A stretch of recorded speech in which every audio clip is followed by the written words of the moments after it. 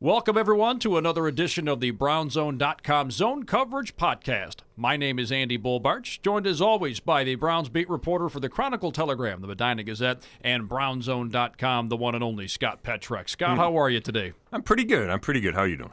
Not too bad, and we are going to dub this edition the Awards Edition. For those of you who are frequent visitors to BrownZone.com, you know that Scott passed out his training camp awards. Hard to believe that camp is officially over, even though there are a couple of preseason games left.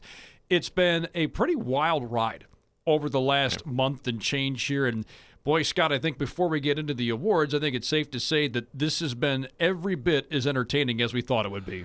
Yeah, I would agree with that. And there's so many reasons for it. Andy, you have Odell Beckham. You know, you have all the expectations. Then you have new coach Freddie Kitchens, and we've talked about it, the physical camp that he's put these guys through. They've been in pads almost every day, long practices. So I think you combine all of that and the excitement around the team. And it was a good training camp. There were more fans than there had been in the previous years because of the expectations for this team. So it made for a good environment. Here's some lights out analysis. Boy, it's amazing what a top overall pick can do for you when you hit on it, right? And it seems like the Browns have hit on their last two number one overall picks.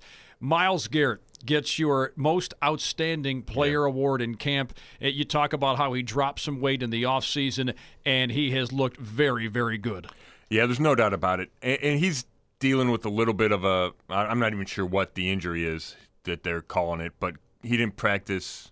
All the days run together, like I say every week. I think he didn't practice Tuesday. He was ill. That's what. He had an illness Tuesday, was back Wednesday, hadn't played against the Colts.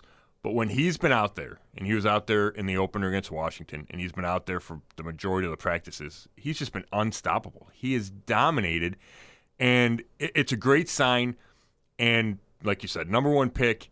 The guy, his goal is to be Defensive Player of the Year, and you know, it's too early to say he will win it, but I have no doubt that he will be a contender for that award because he's just, first of all, he's physically gifted. He's amazing. You know, everybody calls him a freak and a beast, and all that's correct. And then he looks motivated, and maybe that's been what's missing the last couple of years. I don't think we've seen the determination, snap in, snap out, game in, game out. And obviously we need to see it over 16 weeks, but he's off to a great start with how he's been in training camp. You get the impression that he's kind of elevated his game because he's part of a unit now that is certainly one of the most talented on the team. I think that helps. Well, let me say this. I think it will help production-wise. There's no doubt in my mind. Having Vernon and Richardson and Ogunjobi will help Garrett get better looks at the quarterback, whether that's, you know, more one-on-ones or fewer chips or whatever it is. You just can't put all your attention on Myles Garrett. But to me, the difference is, and he would probably point to the 10 pounds he lost. He went from 272 to 262. Feels faster. And Denzel Ward said the other day, he was already fast enough. You know, I don't know if he needed to get faster, but he thought he did. I think it helps his knees, 10 pounds less on his knees.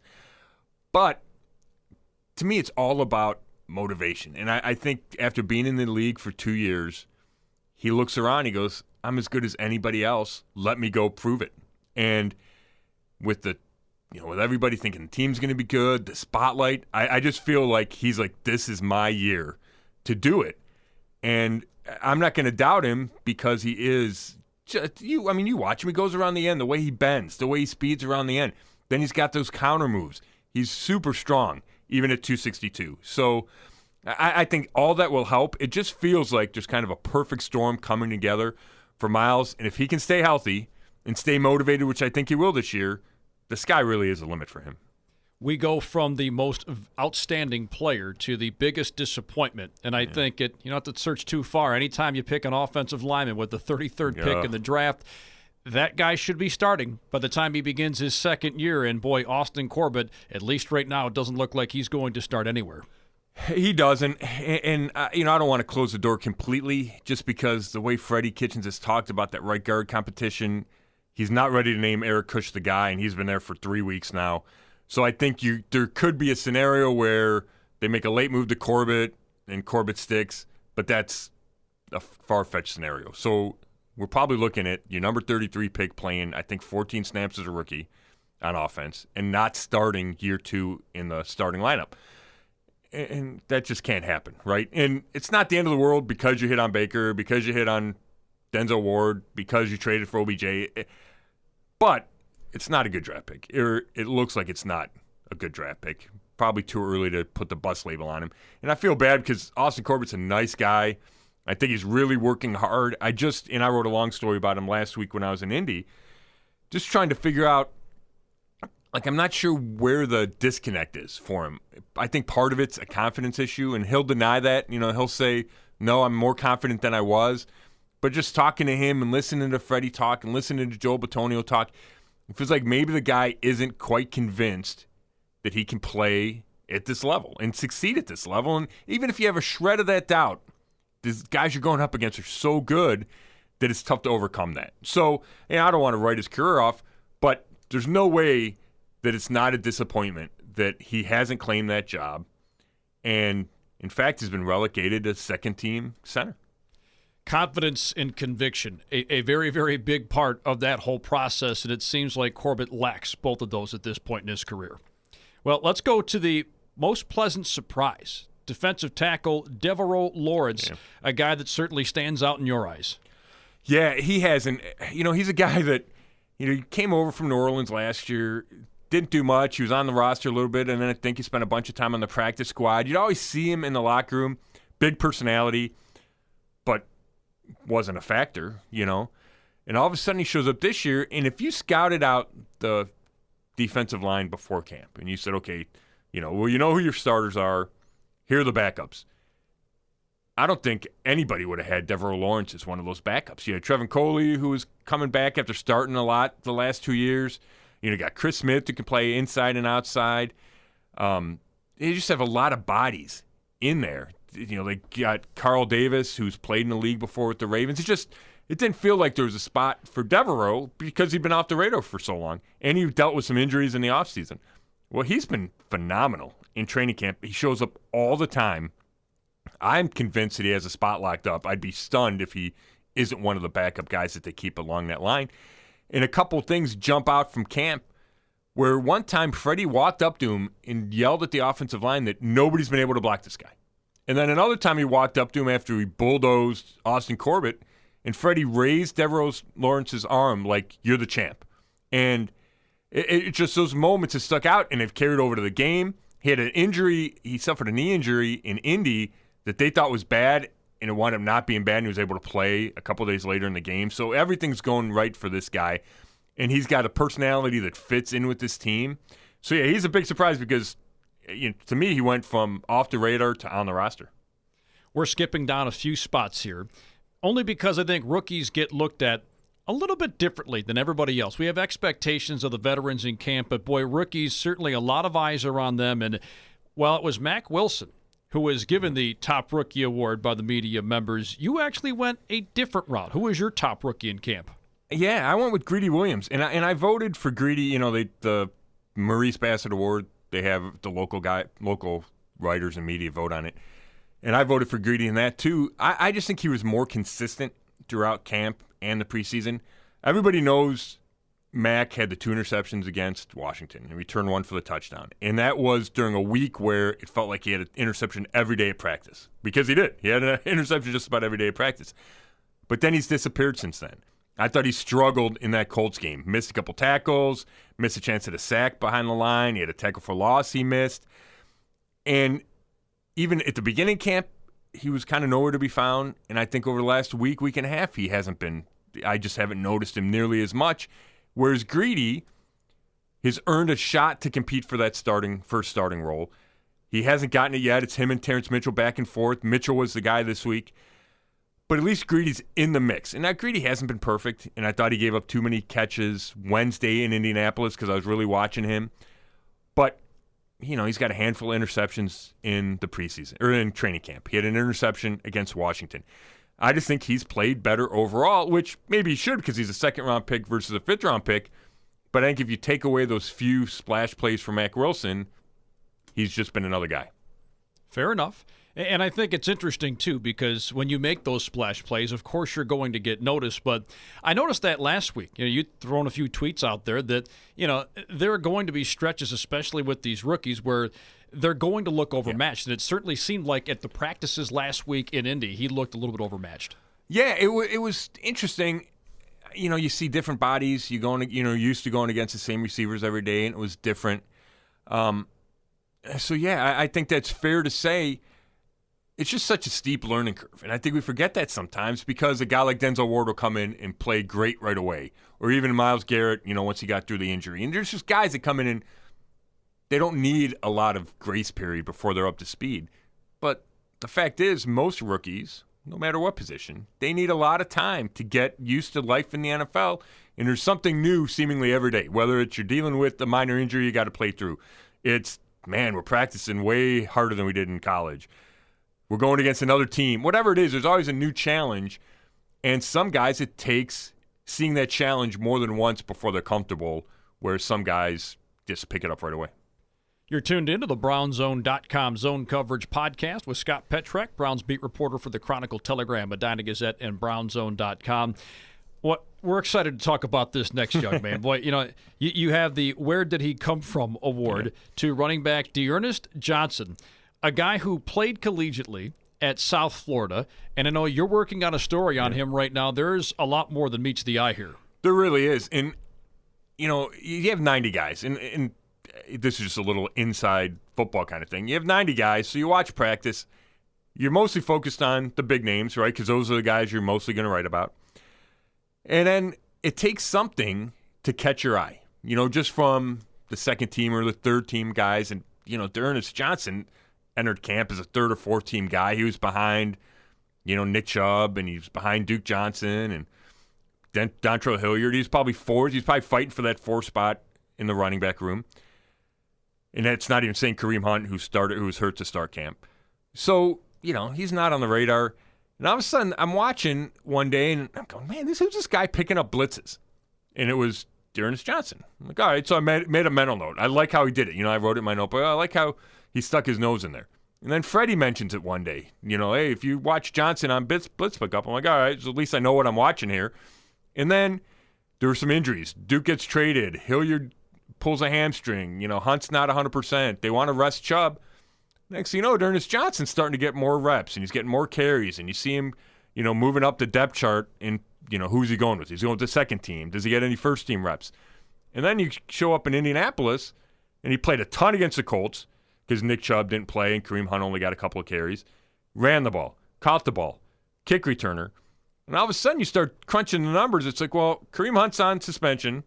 They traded Duke Johnson, so there's Nick Chubb, Dontrell Hilliard, and who? And you need a third running back. And to me, it's D'Ernest Johnson. For a while, I thought maybe the Browns would go sign a veteran. Now I'm convinced that unless something bad happens over the last two games, unless Johnson falls on his face, he's going to make this roster. And he's a guy that, and I'll get into this way more in the story I'm working on, but I asked him, I go, so what were you doing last year? Because he was undrafted in 2018, didn't play in the league. He goes, well, I went to rookie minicamp with the Saints, and they didn't keep me. He goes, then I went and I worked on a fishing boat. He went down to Key West. He knew a guy down there, and for like a month and a half, he caught mahi dolphin on the Key West fishing boat. Then he became a personal trainer, and then he said he called the GM of the Orlando franchise in the AAF every day, saying, do you have a spot? Do you have a spot? Finally, they gave him an opportunity. He had a really good AAF season until the league folded, caught the Browns' eye, worked out for the Browns. They brought him back. And it's just one of those examples of perseverance, not quitting on your NFL dream. And these guys can come from anywhere. And just kind of the margin, how slim the margin is for some guys to make it, some guys not to make it. And I'm not saying he hasn't taken advantage of his opportunity. He has. But some guys never get that opportunity that are just as talented. But he was determined to get another shot in the NFL, to get a real shot in the NFL, and it looks like he has, and it looks like he's making the most of it. Yeah, what's the old saying? The 3 R's, right? You got to be in the right place at the right time, and you've got to be ready when your number is called. Yeah. I'm amazed that he actually came up to Cleveland from Key West, man. That's a heck of a trip. I know. He had me I said, well, where were you? And he goes, Key West. I was like, oh, because I was down there, I think in February, my wife and I it was because the day they signed Kareem Hunt, I was in Key West. And it's just gorgeous down there, and it's beautiful. And I'm sure I might have had some of the mahi-mahi that he caught because they sell it everywhere. But yeah, and I said, so were you sitting on this fishing boat just dreaming of the NFL? He's like, definitely. He goes, we're sitting there. There's nothing to do. It's, the water's straight. He goes, all I'm thinking about is the NFL and how am I going to get another shot at it. So he was great to talk to. I don't know how much. I think you'll see him a decent amount against Tampa on Friday, and then you'll probably see him a ton in the finale against Detroit. And for him, in my opinion, it's keep building on it and secure that roster spot. That's interesting, isn't it? I mean, here we are in Cleveland. We often think about, or dream about, rather, being on a boat down in Key West, and he's down in Key West on a boat dreaming about playing football. Just so happens he'll be playing up here in Cleveland. That's good stuff.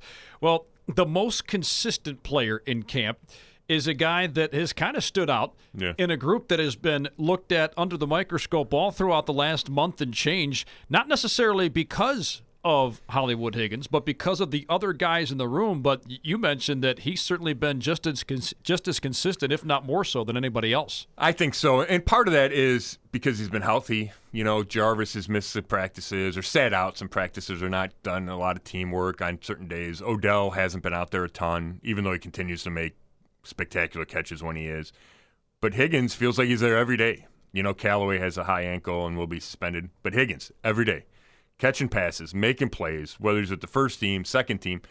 And, I don't want anybody to ever say I won't admit when I'm wrong because I was down on Higgins. I didn't, we'd seen him for a few years and he hadn't done anything. And then when he was, I was like, yeah, it just felt like he was just another guy to me. And I actually thought that during the offseason, he could be a guy that was a surprise cut when we got to the final cuts. Just because I don't think there's nothing fantastic about him when you look at him. He's not the fastest. He's not the tallest. He's not the biggest. But he just makes plays. He's got great chemistry with Baker. And when I asked Baker about it, he's like, he knows what he does well. And he knows that he has to do those things well because he understands he's not the fastest and not the biggest. So when you know that, then you work really hard on what you're good at, and that's being in the right spot at the right time, catching everything that's thrown to you, running the perfect routes. And that's what Higgins has done. Now, he's never going to be a number one. He's probably never going to be a number two. But we're looking at a pretty good and deep receiving core, and he's going to be your third or fourth. And props to him, and he really has had a consistent camp and made me eat my words.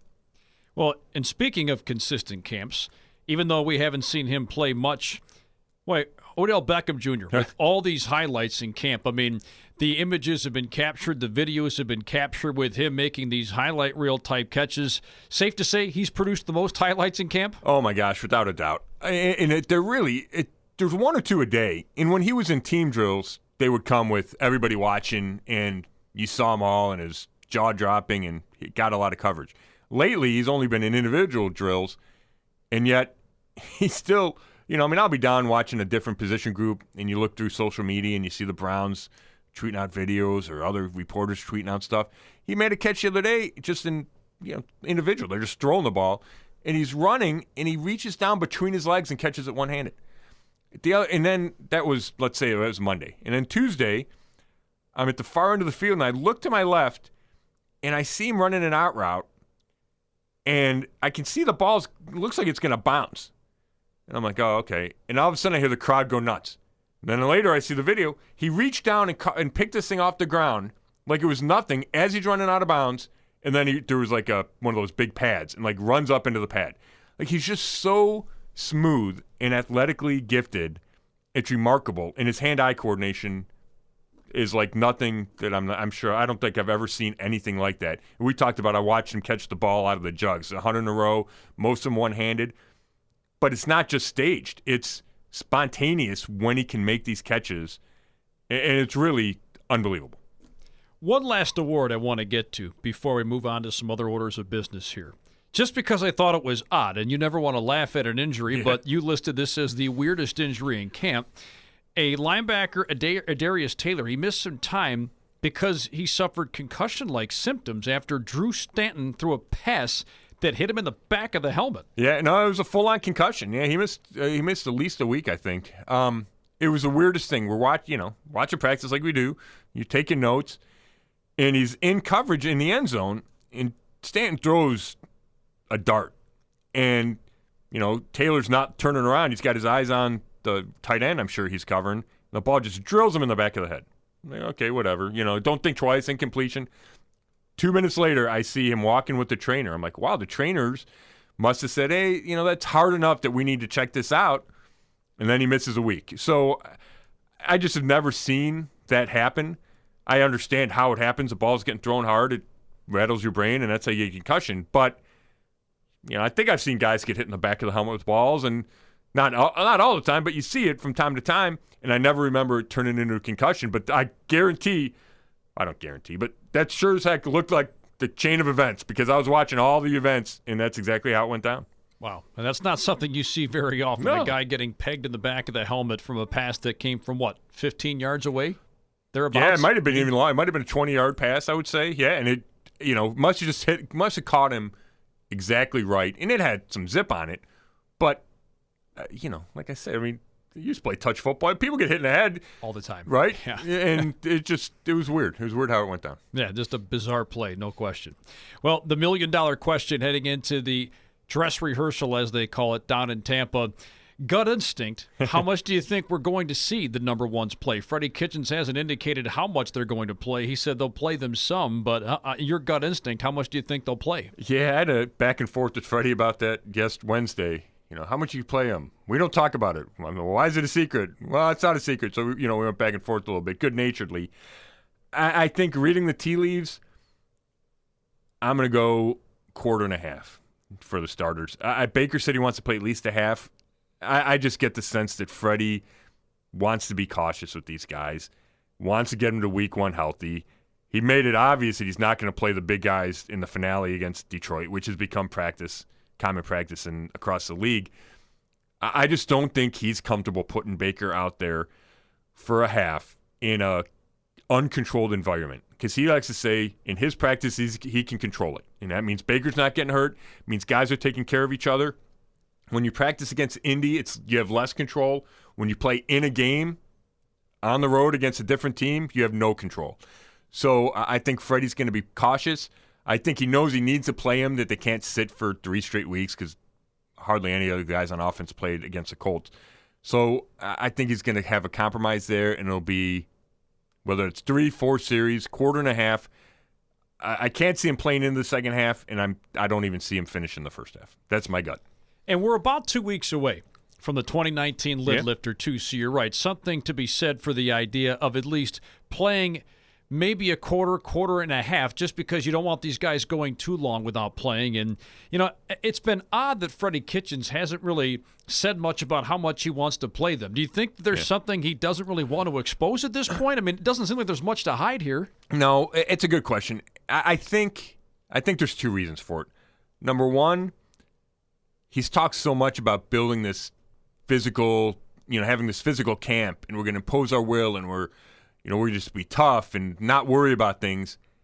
So I think he feels it's a little bit of a contradiction then to rest his healthy guys. I think he kind of fights within himself, but knows more importantly to get these guys to week one healthy. And then he also said it's a player-by-player basis. So he doesn't want to say, I'm playing all my starters, and then if Myles Garrett doesn't play because he doesn't feel good or his knee's a little sore, or Denzel doesn't play because of whatever reason, then there's a lot of questions. Well, why isn't that guy playing? So he said it's a player-by-player basis. We looked at the Colts, and that was a week where he thought he got a lot of work in those practices. I'm not going to risk it with a lot of guys during the game. This has been different. They haven't practiced that hard this week because they're kind of doing scout team stuff like it's a regular week. On Wednesday, they were in shorts. It was a really light practice, more of a walkthrough. So I think he feels like, all right, this is the opportunity to get some good work in for this week, and then we're going to flip the page and go full bore toward the opener against Tennessee. That's what I feel like. But I'll tell you what, and I go back and forth on this, and I don't know if you have a real strong opinion, but I see the argument on both sides. Yes, you want your guys to be sharp heading into week one, and that's why you feel the need to play them at some point in the preseason. But and I don't think this is living in your fears, like Todd Haley would say, but you can't afford to have Baker roll an ankle. Or, I mean, there's about 10 guys on the team you can't. Greg Robinson, you can't afford him to get rolled up in because he's your left tackle. You really got to get these guys healthy to week one. And I know injuries can happen anywhere and they can happen in practice. But I kind of buy in with, we're going to put in our best work in practice and then kind of hope we get through the preseason and not really risk our biggest guys. And I think a lot of coaches certainly think along those same lines. There's nothing wrong with that. And I think that's why preseason games have, become what they've become in recent years. And that's something I want to attack next week for sure, because that's certainly getting a lot of play. All right, before we get to your golf shot of the week, we've got to ask you about Braxton Miller. I think the signing was certainly a pleasant surprise. Seems to have been taken very well by the fan base here. You know, that's a very talented room, as we've said all along since the beginning of training camp. So I think that was the reason why it came as a little bit of a surprise. But you alluded to this earlier. That's also a position that's endured a great deal of injuries throughout the course of camp. Do you think that was the primary reason for signing him, or do you think maybe they wanted to send a message to some of those other guys in that group? Yeah, I don't think it's a message. I think it's, number one, they've been in injuries, and they still do. They put DJ Montgomery on IR yesterday with the hamstring, and maybe that's a move because they were afraid they would lose him to another team if they cut him, because I think they really liked him. And to me, he'd come on strong the last couple of weeks, had a good game against the Colts. I thought he now was in the mix to win that final spot. And he gets a hamstring injury. They shut him down for the season, but he's a guy to keep an eye on next year. You have Ishmael Hyman, who for a while was generating buzz and in the competition. He's been out for a couple weeks now with the concussion. So you have those two guys. Antonio Callaway's still not back with the high ankle sprain. Odell's not practicing a bunch. So you need numbers, and that's where Miller comes in. He's a proven NFL guy. He adds to your depth. He can get some reps the last 2 weeks and in the preseason games. But on top of that, he brings you a physical element, and not physical like strong. He just brings you the speed and the quickness that helps any receiving core. And to me, it's almost like he's an alternative to Damon Sheehy-Giuseppe. If you're thinking about giving Giuseppe a spot as a returner/receiver, well, Braxton Miller's a better receiver. Sheehy's never played receiver. Now, you can argue about the return possibilities.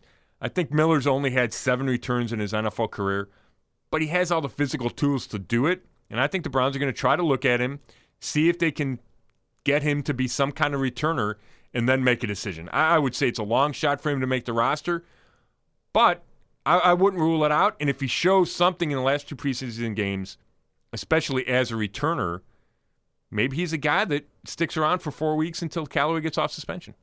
Certainly going to be very, very interesting to see how that develops.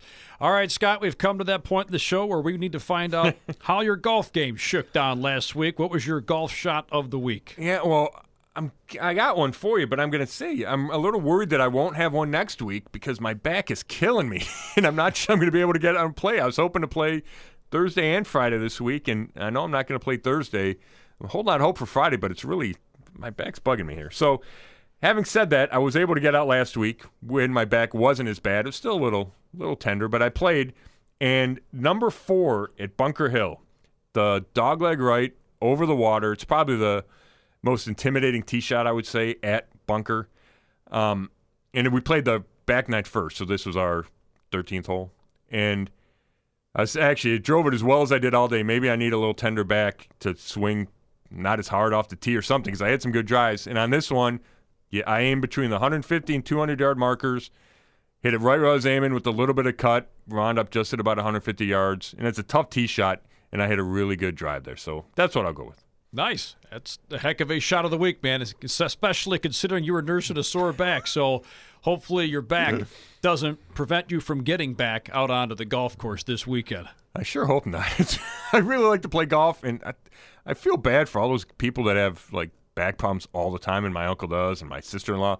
Like, it's a pain. Like, right now, I'm kind of in pain. When I go to stand up out of this chair, I'm going to look like I'm 95 years old.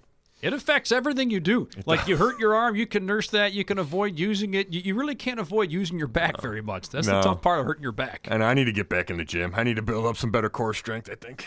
Well, hopefully you'll be back out there again this weekend. Scott, always a pleasure, man. Always a lot of fun, and we'll do this again next week. We will, and the season will be here before we know it. Yep, just a couple weeks away from the 2019 season opener.